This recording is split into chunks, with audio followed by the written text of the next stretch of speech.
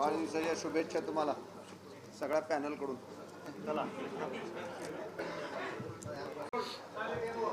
दादा, बाजार समितीच्या निवडणुकीच्या अनुषंगाने आपण सगळे एकत्रित येत आहे. काय नेमकं भूमिका ठरलेली आहे? कशा पद्धतीने निवडणुकीची गणित असणार? बाजार समितीच्या निवडणुकीत सगळ्या कुठलाही राजकीय गट तडचा विचार न करता कृषी उत्पन्न बाजार समितीच्या निवडणुकीत आम्ही सगळेजण एकत्र आलेलो आहोत आणि आम्ही या निवडणुकीत माननीय मुख्यमंत्र्यांच्या नेतृत्वाखाली ही निवडणूक लढवतोय आणि निकालानंतर सुद्धा जे काही पुढचे निर्णय असतील ते माननीय मुख्यमंत्र्यांच्या नेतृत्वाखाली किंवा त्यांच्या ज्या सूचना येतील त्याप्रमाणे आम्ही लढवायचं ठरलेलं आहे आणि ह्यासाठी सगळ्या पक्षातील नेत्यांची सुद्धा एकवाक्यता आमच्यात आहे. माजी सरकारमध्ये सुभाष देशमुख असतील, विजयकुमार मालक असतील, ते देखील आपल्यासोबत अपेक्षित होतं, मात्र ते दिसत नाही. मी मगाशी म्हटल्याप्रमाणे सगळ्यांच्या जे मतदारसंघ आहेत त्याची पॉलिटिकल डेमोग्राफी ही वेगवेगळी आहे. आत्ताच्या परिस्थितीमध्ये त्यांच्या मतदारसंघातली राजकीय परिस्थिती वेगळी आहे, माझ्या मतदारसंघातली वेगळी आहे, सगळ्या आमच्या नेत्या मंडळींच्या वेगळी आहे. आणि निवडणूक जिंकण्यासाठी शेवटी निवडणूक जिंकण्यासाठी काही मतांची आवश्यकता आहे.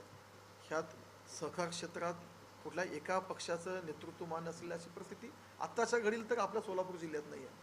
त्यामुळं निवडणूक जिंकण्यासाठी आणि कुठल्याही गट तर विचार न करता आम्ही एकत्र आलो, पण एकत्र येताना सुद्धा माननीय मुख्यमंत्र्यांना सर्वाधिकार देऊन आम्ही एकत्र आलो. दादा, खरं तर बिनविरोध होण्याच्या दृष्टीने अनेक प्रयत्न झालेले पाहायला मिळालेले होते. आजचे 2 दिवस आहेत, असा प्रयत्न आणखी यापुढे अजून साधारण 60 तास आपल्याकडे शिल्लक आहेत.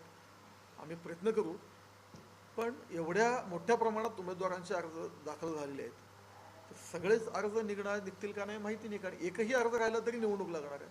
आमचा प्रयत्न तर राहणार आहे आणि शेवटी निवडणूक लागले तरी एकत्रित आम्ही सगळ्या निवडणूक लढवायची आमची तयारी आहे. त्या दृष्टीनं आम्ही आज ही पॅनलची घोषणा करतो. आम्ही सगळे सोबत आहोत, काही लोक अजून जोडत आहेत.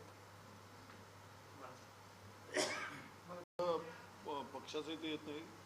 सहकार खात्यामध्ये जिल्हा मध्यवर्ती बँक असू दे, जिल्हा दूध संघ असू दे, आतापर्यंत सगळ्या निवडणुका झाल्या, ते सगळ्यांना एकत्र घेऊन करायचं ठरलं. माननीय मुख्यमंत्र्याचा आदेश आदरणीय दादांना होता, त्यांनी सांगितले की सगळ्याला एकत्र घेऊन करा. आम्हाला मेसेज आला, त्याप्रमाणे आम्हाला रिस्पेक्ट आदर मुख्यमंत्र्याबद्दल आहे.